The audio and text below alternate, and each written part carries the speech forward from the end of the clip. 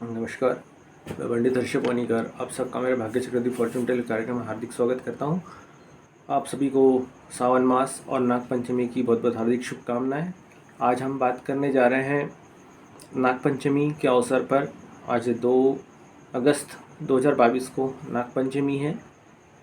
वर्ष में यही दिवस होता है जिस दिन हम शिव जी के साथ में नागों की भी पूजा करते हैं, खास करके सावन मास में नागों की पूजा करते हैं। शास्त्रों में हमारे नाग के बारे में कई प्रकार की कहानियाँ व्याप्त है, कई प्रकार के हमारे शास्त्र बताते हैं नागों के बारे में, और कई प्रकार के पुराण हैं जिनमें नागों के बारे में बताया गया है। देखिए, आज हम बात करेंगे नागों का मानव जाति से संबंध क्या है। मानव और जो नाग प्रजाति है वो इस धरती पर साथ में रहती है। एज अ मित्र के रूप में भी रहती है और शत्रु के रूप में भी। देखिए, ये जो सृष्टि है एक प्रकार से एक लॉ ऑफ अट्रैक्शन के सिद्धांत पे कार्य करती है। आपने जो कर्म किए हैं उसका प्रतिफल आपको अवश्य मिलता है जैसा आप कर्म करोगे। एक और चीज़ कहना चाहूँगा कि इस चैनल को आप सब्सक्राइब अवश्य करो, बेल आइकन को प्रेस जरूर करें, और जो धर्मप्रेमी बंधु ज्योतिष में जो रुचि रखते हैं उनके साथ में अवश्य शेयर करें। और जो जानकारी आपके साथ में शेयर कर रहा हूँ उसको भी अवश्य आप अपने मित्रों के साथ में ज़रूर शेयर करें। चलिए अब आगे बात करते हैं। देखिए, ऐसी मान्यता है अर्थात शास्त्र बताते हैं कि देवी कद्रु के पुत्र से जो पुत्र उत्पन्न हुए से गरुड़ और सर्प ऐसे 2 पुत्र हुए थे, और इन्हीं के द्वारा इस सृष्टि को आगे बढ़ाया गया था जब सृष्टि का निर्माण हुआ था।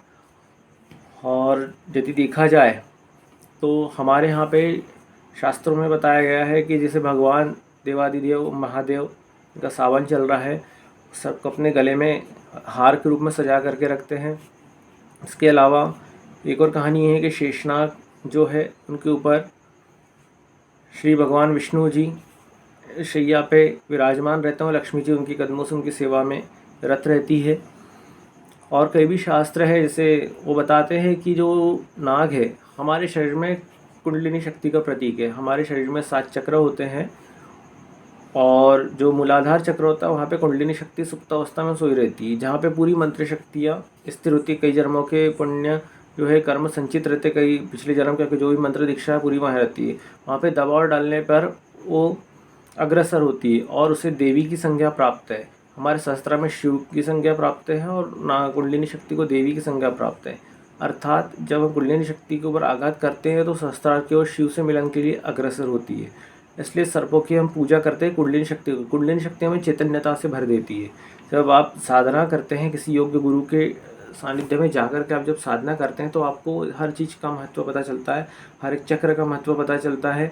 हमारे जो 7 चक्र उनका क्या महत्व है हमारे जीवन में, जिससे हमारे जीवन चलता है करके। अब हम बात करेंगे नारायण नागबली। देखिए, नारायण का तात्पर्य आप जैसे मैं नारायण का नाम ले आपके सामने एक विष्णु जी का चित्र उपस्थित हो गया होगा। नारायण नागबली, देखिए नाग की बलि का अर्थात है आपके द्वारा कभी ऐसा कृत्य किया गया हो, आपके पूर्वजों द्वारा ही नाग की हत्या की गई हो किसी न किसी रूप में।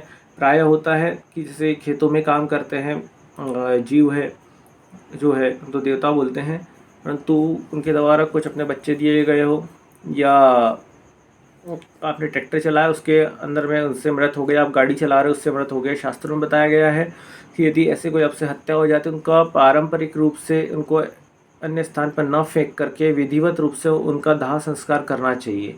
सूतक न पाले परंतु उनका करने के बाद में स्नान आदि अवश्य कर ले। इस प्रकार से आपने कृत्य नहीं किया है तो आपको नाग दोष आता है। शास्त्रों में ये भी बताया गया है कि आपके जो इसी जन्म नहीं भी तो पिछले जन्म में भी जो है आपका जो कुंडली का जो पंचम स्थान है वो आपके पिछले जन्म कर्मों के बारे में बताता है। वैसे तो हर एक स्थान का अपना विशेष महत्व है, खास करके लगन का, आपको लगन क्यों मिला यही, और नक्षत्र क्यों मिला, किस दिशा में आपका जन्म हुआ, आपके क्या कर्म थे, और बाकी की प्लेनेटरी पोजीशंस भी सब बताते हैं आपके जन्म में। खास करके पंचम स्थान को पूर्व जन्म से जोड़ करके देखा जाता है। और आपकी कुंडली का जो शनि है, आप यदि शनि को लगन बना लेंगे तो आपको पता चला आपको इस जन्म में राशि क्यों मिली, ये लगन क्यों मिला करके। इसलिए आप यदि किसी अच्छी विशेषज्ञ कुंडली दिखाते तो आपको काफ़ी चीज़ें बताते हैं। आपके पंचम स्थान में या विभिन्न राशियों में खास करके इसके पीछे जो सर्प की संज्ञा शास्त्रों में दी गई है और राहु को दी गई है। राहु जो है आपकी कुंडली में वो सर्प की संज्ञा दी गई। अच्छा, ड्रैगन्स भी कहा जाता है करके राहु को। राहु यदि आपके पंचम स्थान में है या आपके लग्नेश या पंचमेश के साथ में नवांश में स्थित है या किसी भी रूप से किसी भी ग्रह को उसके द्वारा ग्रसित किया गया, क्योंकि सर्प का काम है ग्रसना, उसके द्वारा ग्रसित किया गया है तो वो दोष आता है, सर्प दोष करके आता है। नागशाप बोला जाता है, जिससे पुत्र संतति प्राप्त करने में दिक्कत जाती है। इसके लिए प्रायः लोग काल सर्पदोष या काल सर्पदोष के नाम से इसको जानते हैं। 12 प्रकार के काल सर्पदोष बताए गए हैं। आखिर इन सब के पीछे जो सत्ता है वो राहु की सत्ता है। खास करके इसके लिए निर्णय सिंधु ग्रंथ में बताया गया है कि कब आपको नारायण बलि करनी चाहिए, नाग बलि करनी चाहिए। इसके लिए उत्तम स्थान नारायण नाग बलि के लिए जो बताया गया है वो त्र्यंबकेश्वर बताया गया है, और इसके लिए विशेष मुहूर्त में वैदिक ब्राह्मणों द्वारा पूजन किया जाता है। विशिष्ट मंत्रों से, सूक्तों से, ब्रह्मा विष्णु सूक्त से मंत्र करके मंडी वगैरह श्राद्ध किया जाता है। नारायण नाग बलि की जाती, सर्व सूक्त पढ़ के शांति कर्म कराया जाता है। तदुपरांत आपके यदि पितृ भी इस योनि में है तो उनको भी इससे मुक्ति अवश्य मिलती है। इसको माघ मास में नहीं करते हो, पौष मास में नहीं करते हैं। और त्रिपादी नक्षत्र जैसे कृतिका है, उत्तरा फाल्गुनी नक्षत्र है, ये त्रिपादी नक्षत्र है। और जो पंचक के नक्षत्र माने गए हैं, शतविशा शततारकाई बोलते हैं, धनिष्ठा, उत्तरा भाद्रपद, पूर्वा भाद्रपद और रेवती नक्षत्र, इन नक्षत्रों में भी ये पूजन नहीं किया जाता है। ये बात अवश्य ध्यान में रखें। और ये करने के आने के बाद आपको 45 दिन का नियम बताया जाता है कि आपको किसी के आप भी कोई भी भोजन ग्रहण नहीं करना। यदि आप ग्रहण करते हैं तो उसका मूल्य आपको अवश्य चुकाना पड़ता है। यदि आप ऐसी किसी पीड़ा से है तो आपको नारायण नाग बलि अवश्य करानी चाहिए।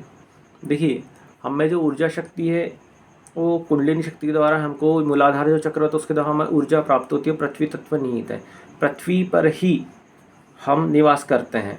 और ये भी चीज़ है, बताया है शास्त्रों में, जैसा बताया है कि शेषनाग है जिनके फन के ऊपर पृथ्वी टिकी हुई है, मतांतर से कोई वासुकी भी बोलते हैं, परंतु शेषनाग के ऊपर पृथ्वी टिकी है। जब भी हम भूमि पूजन करते हैं तो उस समय भी हम जो प्लेन्थ होते हैं तो उस समय हम क्षीर सागर का आवाहन करके कलश में नागों की पूजन अवश्य करते हैं।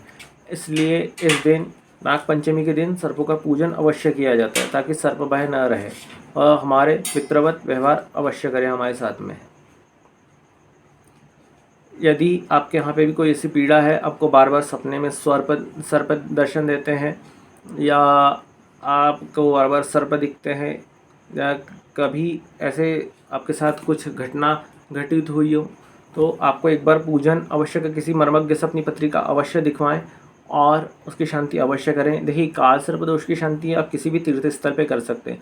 परंतु रही बात नारायण नाग बलि की, आपके यहाँ पे किसी के साथ अपघात हुआ है, कोई अचानक मृत्यु हुई हो या किसी के द्वारा आत्महत्या के जल में डूबो के मुद्दे हुए सर्प के द्वारा उसको काटा गया हो, तो उसके लिए नारायण नाग बलि करना बहुत आवश्यक होता है। या कोई सर्प श्राप है तो उसके लिए नारायण नाग बलि करना आवश्यक है। नारायण नाग बलि जो ऐसा कहा जाता है कि हर कोई कर सकता है, जिसके माता पिता जीवित है वो व्यक्ति नहीं कर सकता है।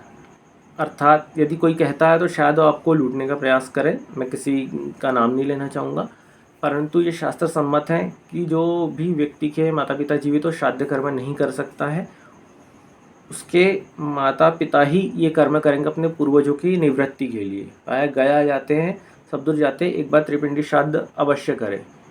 शास्त्रों में विभिन्न प्रकार के मत है, परंतु व्यवस्था भी ये भी तो शास्त्र में बताया गया है कि नारायण नाग बलि का भी निर्णय सिंधु में बताया गया है। और उसके लिए उचित स्थान बताया गया है, आपका त्र्यंबकेश्वर बताया गया है, नासिक के पास में है। आप वहाँ पे जाकर के ये कर्म आदि कर सकते हैं। यदि आपको किसी प्रकार की राहु की महादशा चल रही है, केतु की अंतर्दशा चल रही है, तो आप आज एक काम अवश्य करें। 7 प्रकार का अनाज ले, जनेऊ ले, नारियल सुपारी ले और 2 चांदी के नागिन ले या एक तांबे का नाग ले और 2 चांदी के नागिन का जोड़ा तो अवश्य ही नाग ले और गमछा वगैरह आदि पूजन सामग्री जैसे भी आपसे हो सके ये शिव जी के मंदिर में जाएं। पहले शिव जी का अभिषेक करें, शिव का पूजन करें, उसके बाद सर्प का पूजन करें। ठीक है, सर्प का पूजन करें। डिस्क्रिप्शन बॉक्स में मैं ये मंत्र लिख करके डाल दूंगा, स्क्रीन पे भी आपके दिख जाएगा। आप वो मंत्र अवश्य पढ़ें और उससे आप पूजन अवश्य करें। अर्थात सर्पों का पूजन उसी मंत्र से किया जाता है, उस मंत्र से करें बिल्कुल।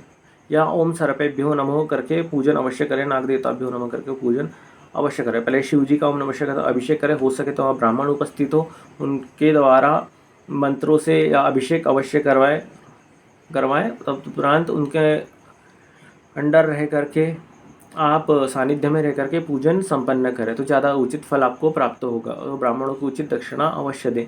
तदुपरांत आप वहाँ जो अपने सर पर चढ़ाए थे उनको एक इसमें रखें, कलश में या किसी में, और यदि कोई नदी तालाब ज़्यादा पानी हो तथा कमर तक जितने पानी में आप जा सकते हैं उनको उसमें प्रस्थान करें, उनसे प्रार्थना करें। शाम होने से पहले ये सब कर्म करें कि आप अपने लोक को जाइए, अर्थात आप अपने नागों का जो लोक माना गया हो पाताल लोक माना गया है, और वहाँ आप प्रस्थान करें, ऐसा बताया करके।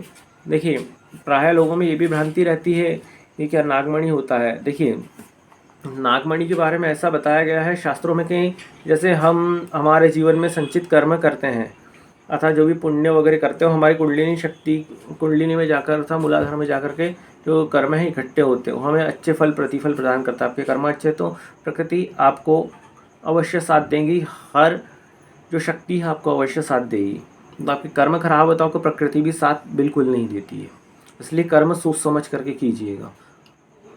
तो उसी प्रकार से जो सर्प है एक प्रकार से साधना करते हैं, अपना विष कभी विड्रॉ नहीं करते हैं और काफ़ी तपस्या करके किसी को काटते हैं। तो वो सर्प यदि 100 साल उम्र प्राप्त कर लेते हैं तो उनकी जो शक्ति रहती है, चाहे शक्ति तपस्या रहती है, उस सर्प उनको फल प्राप्त होता है, नागमणि के रूप में फल प्राप्त होता है। तो नागमणि रहती है, नागमणि वाले सर्प भी रहते हैं, शास्त्रों में बताया गया, और सुप्त रूप से विराजमान रहते हैं। उनको देखने के लिए विशिष्ट दृष्टि की आवश्यकता होती है जो किसी गुरु द्वारा हमको प्रदत्त की जाती है। योग साधना से ही हम या अपनी जो ऊर्जा शक्ति उसको जागृत कर सकते हैं, थर्ड आई को एक्टिव करके, तब हम उस चीज़ को हम महसूस और देख सकते हैं। ऐसा नहीं कि जो चीज़ नहीं है तो हम उसको मना कर दें। मान लीजिए अब आपके यहाँ पे लाइट है, उसमें बिजली तो है ही, तभी तो जोड़ रहा है करंट, आपको दिखता नहीं है परंतु है, लाइट तो दिख रही है। और इससे बहुत से प्रकार के कीटाणु भी व्याप्त हैं, वो नहीं दिखते तो क्या नहीं है ना। उसी प्रकार से आपके हमारे आसपास भी काफ़ी सूक्ष्म रूप से बहुत से जीव जंतु विराजमान है, बहुत सी चीज़ें विराजमान है जो हमको नहीं दिखती है। तो इस प्रकार से आज आप पूजन अवश्य करें और इस चैनल को सब्सक्राइब अवश्य करो, धर्म प्रेमी बंधुओं के साथ अवश्य शेयर करें और ये जानकारी सभी को बताएं करके। धन्यवाद।